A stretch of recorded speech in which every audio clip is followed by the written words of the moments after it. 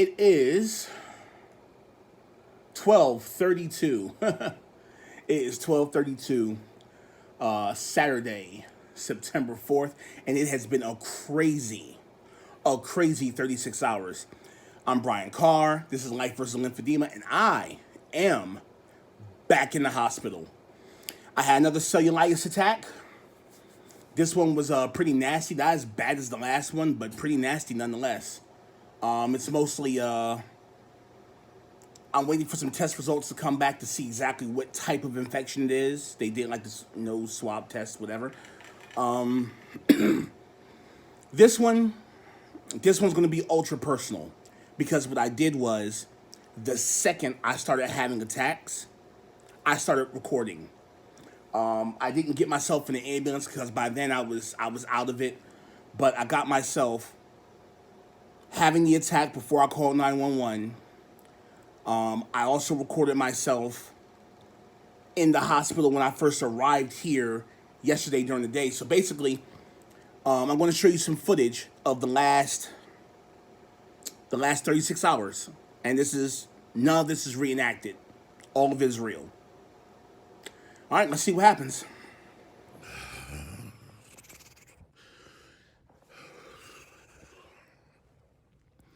It is Thursday night. It's Thursday night, 12:30 a.m. It's probably it's Friday morning, 12:30 a.m. and I'm having tremors. I'm only sharing this live instead of calling 911 because I'm hoping they go away. But this is what an attack looks like. But I have these tremors every now and then, they go away.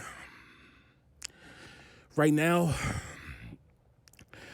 I'm cold.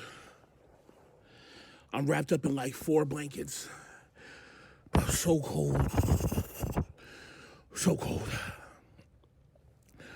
Oh my goodness, it's cold. But I'm also sweaty. I'm going to try to take a shower and clean up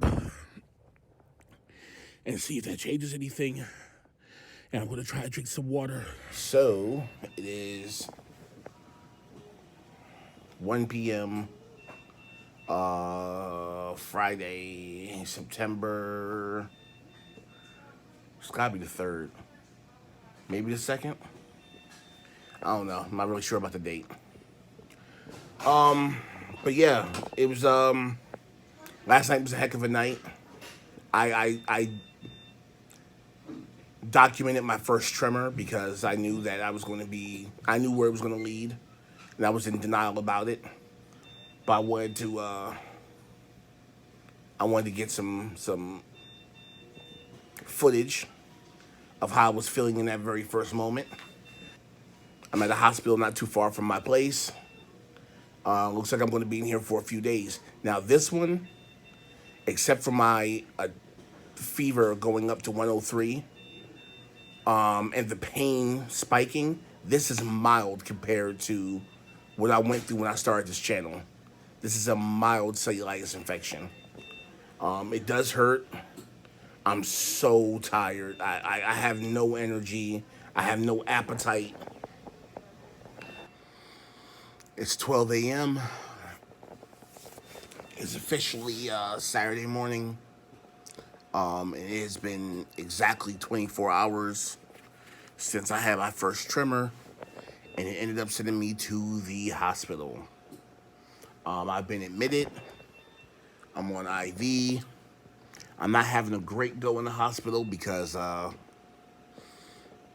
hardest part about the cellulitis is when you run into a doctor who doesn't know what it is. Like I had a doctor earlier tell me, the thing you have is called lymphedema. And it consists of, and it's like he's a doctor, but I could tell he just Googled this and he's regurgitating it back to me. And I'm like, I'm well aware, sir. I'm well aware. So that's the hardest part. Pain regulation is also an issue because I have to like fight to get pain medication. I'm in this bed that's beeping because it's broken, and with COVID and everything that's happening, the nurses are just understaffed, and they're working really hard to help. I show all of that just so people who are going through the same thing that I'm going through, people who get cellulitis infections from the lymphedema, they can understand what some doctors don't. But my physical therapist helped me understand this, and now this is proof. I've been doing all of the right things. I've been going to therapy 3 times a week. I've been doing the leg exercises. That's been documented. I've been eating the right things. I gave up alcohol. I cut down on sweets. I've cut down on general activity except for when I'm getting actual exercise. Doing all of the right things still got me in the hospital. Now, my leg's not nearly as swollen as it normally is. Like this is my leg right now. It's not normally as swollen as it normally gets when I come to the hospital. Could that be because of the exercises? Who knows? And is that a reason to not do the work? Absolutely not. It's just a reminder that no matter how much of the work you're doing, you can still get cellulitis. Never get too comfortable. Always stay ready. My biggest mistake was not having my go bag ready. I didn't have my go bag ready. It was full of bandages because I don't need a go bag. I'm on therapy. I can't get sick. Wrong. Now, with that being said, normally my second day in the hospital, I'm in bed. Today I feel pretty good. I'm waiting for word on what type of infection this is. And they say they want to keep me until Thursday or Friday of next week, but I expect to be home by Tuesday or Wednesday. That's just how I feel.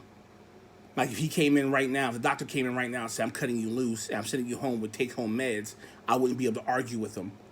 My fever went from 103 down to, it's down to like 97 right now. So we'll see what happens. But I'm going to keep you guys updated daily. When I talk to the doctors, I'll get the information, I'll pass it along. And, hopefully this journey isn't too personal for me to share it with you guys. If you have any questions, let me know. And it's something I can maybe ask the doctor while I'm here, All right, catch you guys later.